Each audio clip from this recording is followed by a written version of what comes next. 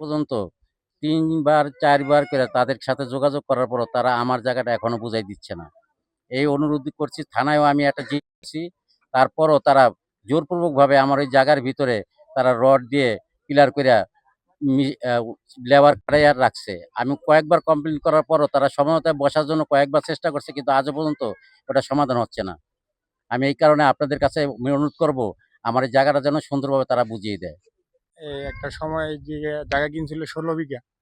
ওনারা এরকম করে আর কি জায়গা কিছু কিনছে আর কিছু ওয়ারিশ থেকে কিনছে। কিন্তু আমার দাদা মারা যাওয়ার পর থেকে আর কি ওনারা আমার আব্বুর যে জমিগুলা ওনারা দখল করে রাখছে।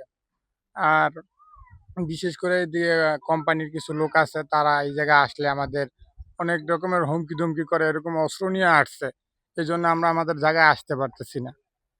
আমি বিশেষ করে অনুরোধ করতেছি আমাদের জায়গায় যেটা ওইটা যেন ছাইড়া দেওয়া হয়। আর এই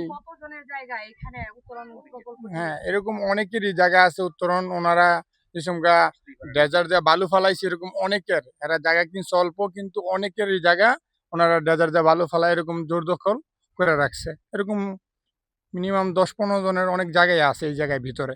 আপনি যেমনটা বললেন ১০-১৫ জন মানুষ কি কোর্টে কোনো রকম রিট বা আপিল করেছে? আমি আমরা আপনি কি করেছেন?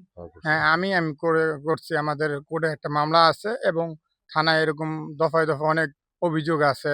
ওনাদের থানায় ডাকা হইছে। ওনারা তারপরও আমাদেরকে আপোস করে না। আমাদের আর কি পরে খালি ঘুরাইতেছে। আমাদের এই এলাকার ভিতরে ৮ থেকে ১০,০০০ লোক শ্রমিক কাজ করে ওই পাশে ফ্যাক্টরিতে। এখন এইখানে উত্তরণ মিশন ওনারা এই রাস্তাগুলা বন্ধ করে দেওয়ার কারণে এই শ্রমিকগুলা যাতায়াত ব্যবস্থা খুবই কষ্ট। কারণ এই ওনাদের এই জীবিকা নির্বাহ করে, কাজ করে কর্ম করে খায়। এখন এই উত্তরণ মিশনের কাছে আমার একটাই অনুরোধ, আমাদের এই রাস্তাটা সারাই দেওয়ার ব্যবস্থা করার অনুরোধ জানাচ্ছি আর কি আমরা সবাই। এই অবস্থা।